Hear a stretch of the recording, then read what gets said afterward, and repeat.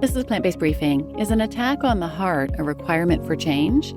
By Clare Mann from Beyond Dystopia at veganpsychologist.com. And I'm Marian Erickson, your host. This is the Plant-Based Podcast, where I curate a variety of articles on plant-based and vegan living, get permission, and narrate them to you here in about 10 minutes or less every weekday.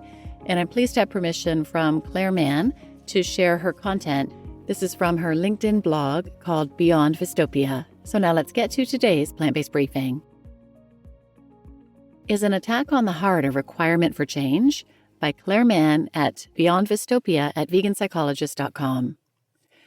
Okay, I give in. You've been pushing me to go plant-based for years, and having just had a heart attack, I am definitely going plant-based.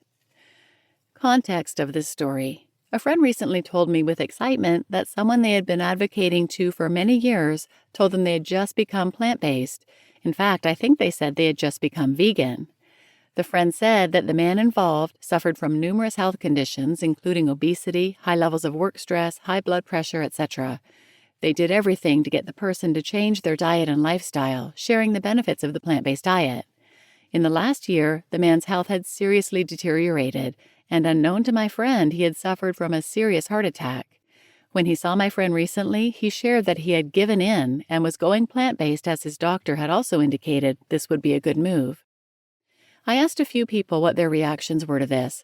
Most said things like, so they become plant-based when their own health is at stake, yet refuse to change their food choices even though they knew about the consequences for the animals they were eating? How selfish.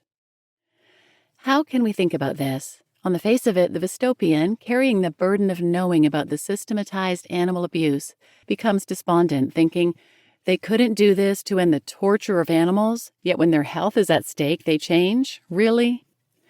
On another level, is their choice to treat themselves with more care one step on their journey of becoming vegan? What is veganism? Let's say that veganism is a philosophy of loving kindness across all areas of life, towards oneself, other people, non-human animals, and ecosystems. If we consider veganism through this lens, the person who recently adopted a plant-based diet is on the path of loving kindness, the pathway which starts with respect for their own environment, their body. In doing this, they're opening up the capacity to expand loving kindness to other living beings. And if we look at it through this lens, we must surely ask ourselves, how can we become more vegan? How can we become more vegan? Do we need to demonstrate more loving kindness to human animals, people who appear to have no compassion, or those who refuse to look further into the ubiquitous abuse of animals? Would we influence their path to veganism if we stopped judging them, instead seeing them as others caught up in life struggles who are more likely to move toward veganism if we demonstrate loving kindness toward them, even if this is avoiding blaming and shaming because of our own pain of knowing? Don't get me wrong. Every day, my heart and mind go to the animals in the cages, in the testing labs, and those who are caught up in the cycle of societal abuse. But it doesn't and mustn't stay there, because that's not helping them. That energy and knowledge propels me to take action every day to bring about the end of their suffering and usher in a vegan world. Discovering that loving kindness is a capacity we must all move into if we want to truly live and breathe veganism.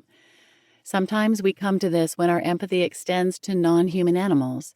Sometimes it comes when our empathy extends to other human beings or ourselves. And I'm not talking about egotistic indulgence, but truly being gentle with ourselves. And sometimes it comes through concern about what our human actions have done to ecosystems and what we want to stop.